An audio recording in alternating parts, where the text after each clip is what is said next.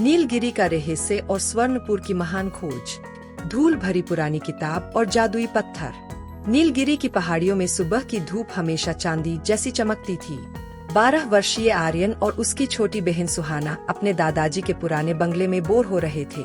बाहर बारिश हो रही थी। दादाजी पुस्तकालय में सो रहे थे। आर्यन ने सुझाव दिया, चलो स्टोर रूम में देखते हैं, शायद कुछ पुराना खजाना मिल जाए। स्टोर रूम मकड़ियों के जालों और पुरानी संदूकों से भरा था। वहाँ एक कोने में एक भारी चमड़े से बंधी किताब थी। जैसे ही आर्य ने उसे खोला, उसके अंदर से एक छोटा सा गहरा नीला पत्थर फर्श पर गिरा। पत्थर से एक हल्की गुनगुनाहट की आवाज आ रही थी। सुहाना ने उसे उठाया और अचानक कमरे की दीवारों पर एक चमकता हुआ नक्शा उभर आया। यह रास्ता स्वर्णपुर की ओर जाता था, जिसे बादलों का खोया हुआ शहर कहा जाता था। भ्रम का जंगल और पीकू का आगमन। दोनों बच्चे चुपके से घर से निकले। जैसे ही वे घने जंगल में घुसे, पैर आपस में फुसफुसाने लगे। वापस जाओ, वापस जाओ की आवाजें आ रही थीं। तभी उन्हें एक जाल में फंसा हुआ एक छोटा सुनहरा जीव दिखा। वह एक उड़ने वाली गिलहरी जैसी थी, लेकिन उसके पंख तितली जैसे थे। मुझे बचाओ, वह चिल्लाया। आर्यन ने अपनी जेब की चाकू से जाल काटा। शुक्रिया, मेरा नाम पीकू है। मैं स्वर्णपुर का संदेशवाहक हूँ। दुष्ट जादूगरनी तिमिरा ने हमारे शहर को काले जादू से ढक दिया है। केवल वे बच्चे जिनके दिल साफ है इसे बचा सकते हैं। पीकू ने उन्हें चेतावनी दी कि जंगल में परछाइयों के शिकारी रहते हैं जो बच्चों का साहस चुरा लेते हैं। सत्य की नदी की परीक्षा। रास्ते में एक विशाल नदी मिली जिसका पानी पारदर्शी नहीं बल्कि पारे मरकरी जैसा चमक रहा था। वहाँ एक विशाल पत्थर का कछुआ बैठा था। इस नदी को पार करने के लिए तुम्हें अपना सबसे बड़ा डर और अपनी सबसे बड़ी गलती बतानी होगी, कछुए ने कहा। सुहाना रोने लगी। मैंने एक बार स्कूल में अपनी सहेली की पेंसिल चुराई थी और झूठ बोला था। जैसे ही उसने सच बोला, नदी के बीचों बीच एक रास्ता बन गया। आर्यन ने स्वीकार किया, मैं बाहर से बहादुर बनता हूँ, पर मुझे अकेले होने से डर लगता है। नदी ने उन्हें आगे जाने की अनुमति दी। यह उनके चरित्र की पहली बड़ी जीत थी। बादलों के ऊपर का गाँव। पीकू उन्हें एक ऐसी जगह ले गया जहाँ जमीन खत्म हो जाती थी और केवल बादल ही बादल थे। वहाँ मेघमानव रहते थे। वे रुई जैसे नरम और सफेद थे। उन्होंने बच्चों को हवा में चलने वाले जूते दिए। तिमिरा ने सूरज की किरणों को कैद कर लिया है, मेघमानव के मुखिया ने बताया। अगर तुम स्वर्णपुर पहुँचते हो तो याद रखना कि उसकी शक्ति उसके काले दर्पण में है। उसे तोड़ते ही उसका जादू खत्म हो जाएगा। बच्चों ने वहाँ रात बिताई और बादलों के बने बिस्तर पर सोए जो स्ट्रॉबेरी की तरह महकते थे। तिमिरा का काला किला और अंतिम युद्ध। अंततः वे स्वर्णपुर पहुँचे, लेकिन वहाँ सोना नहीं, केवल काला धुआं था। तिमिरा का किला लोहे के कांटों से बना था। आर्यन और सुहाना ने पीकू की मदद से चुपके से पहरेदारों को चकमा दिया। वे मुख्य कक्ष में पहुँचे जहाँ तिमिरा एक ऊंचे सिंहासन पर बैठी थी। इंसानी बच्चे, तिमिरा हंसी। उसकी आवाज सूखी पत्तियों के टूटने जैसी थी। उसने अपनी जादुई छड़ी घुमाई और आर्यन को एक बर्फ के गोले में कैद करने की कोशिश की। सुहाना ने फुर्ती से अपना सत्य का शंख बजाया। उसकी आवाज से तिमिरा का जादू कमजोर पड़ गया।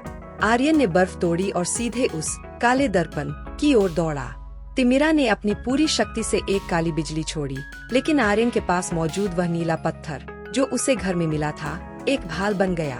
अब सुहाना ने चिल्लाकर पत्थर का एक टुकड़ा दर्पण पर मारा। कड़क झंझनाहट। दर्पण टूटकर हजारों टुकड़ों में बिखर गया। तिमिरा की चीख पूरे जंगल में गूंजी और वह धुएं में बदल गई। रोशनी की वापसी और विदाई। जैसे ही जादू टूटा, स्वर्णपुर फिर से सोने जैसा चमकने लगा। फव्वारों से शुद्ध शहद बहने लगा और पक्षी गाने लगे। राजा और रानी ने बच्चों को नीलगिरी के रक्षक की उपाधि दी। पीकू उन्हें वापस जंगल की सीमा तक छोड़ने आया। क्या हम दोबारा मिलेंगे? आर्यन ने पूछा। पीकू ने उसके हाथ में एक छोटा सा बीज दिया। इसे अपने बगीचे में लगाना। जब यह पेड़ बनेगा तो तुम हमसे कभी भी बात कर सकोगे। जब बच्चे वापस बंगले में पहुँचे तो दादाजी अभी अभी सोकर उठे थे। अरे, तुम दोनों कहाँ थे? उन्होंने पूछा।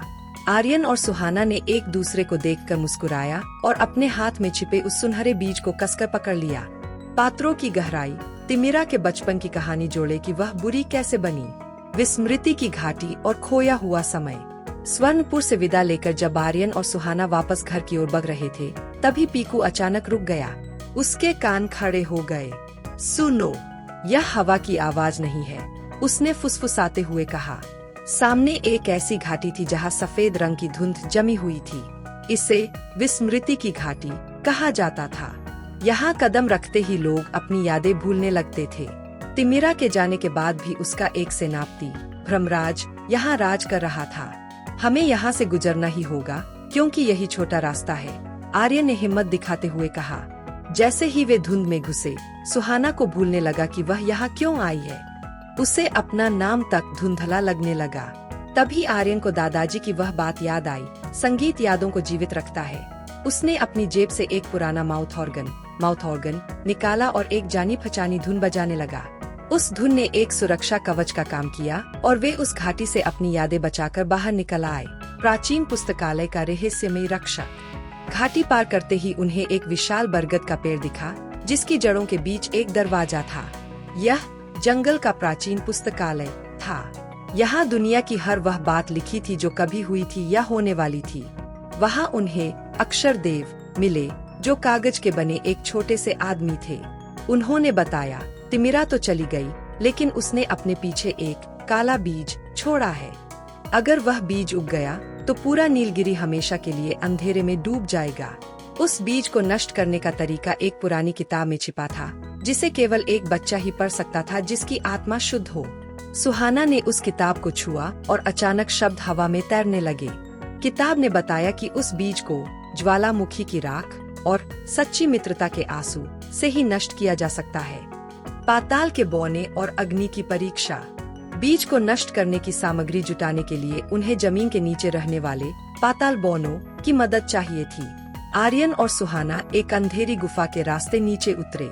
वहाँ की दीवारें हीरों और मानिकों से चमक रही थीं। बौनों का राजा खदान सिंह बहुत जिद्दी था। मैं तुम्हें राख तभी दूंगा जब तुम मेरे राज्य की सबसे बड़ी समस्या सुलझाओगे, उसने शर्त रखी। उनके राज्य की नदी सूख गई थी क्योंकि एक विशाल पत्थर ने झरने का रास्ता रोक दिया था। आर्यन ने अपनी बुद्धिमानी का परिचय दिया। उसने देखा कि वह पत्थर जादुई था और केवल विनम्रता से हिल सकता था। आर्यन और सुहाना ने पत्थर के सामने झुककर प्रार्थना की। पत्थर पिघलकर पानी बन गया और पूरा पाताल राज्य खुशियों से भर गया। राजा ने उन्हें उपहार स्वरूप एक मटके में ज्वालामुखी की राख दी। छाया सैनिकों का अंतिम हमला। जब वे वापस ऊपर आ रहे थे, तो भ्रमराज ने अपनी छाया सैनिकों की सेना के साथ उन पर हमला कर दिया। हजारों काली परछाइयां उन्हें घेरने लगीं। पीकू ने अपने पंखों से सुनहरी धूल उड़ाई, लेकिन सैनिक बहुत ताकतवर थे। सुहाना, वह सत्य का शंख बजाओ, आर्यन चिल्लाया। जैसे ही सुहाना ने शंख फूका, उससे निकलने वाली तरंगों ने परछाइयों के शरीर में छेद कर दिए। आर्यन ने अपने नीलमणि पत्थर को ढाल बनाकर छाया सैनिकों की तलवारों को रोका। दोनों बच्चों ने मिलकर एक ऐसा चक्र बनाया कि सारी परछाइयां वापस पाताल में समा गईं। यह उनकी अब तक की सबसे बड़ी लड़ाई थी, जिसमें उन्होंने बिना किसी को चोट पहुंचाए अपनी रक्षा की। बीज का विनाश और नई शपथ। अंत में वे उस काली गुफा में पहुँचे जहाँ तिमिरा का काला बीज धीरे धीरे बड़ा हो रहा था। वह एक भयानक काले फूल की तरह दिख रहा था जो आसपास की ऑक्सीजन सोख रहा था। आर्यन ने ज्वालामुखी की राख उसके ऊपर डाली। फूल गुस्से में कांपने लगा और उससे कांटे निकलने लगे। अब आखिरी चीज, सुहाना, आर्यन ने कहा।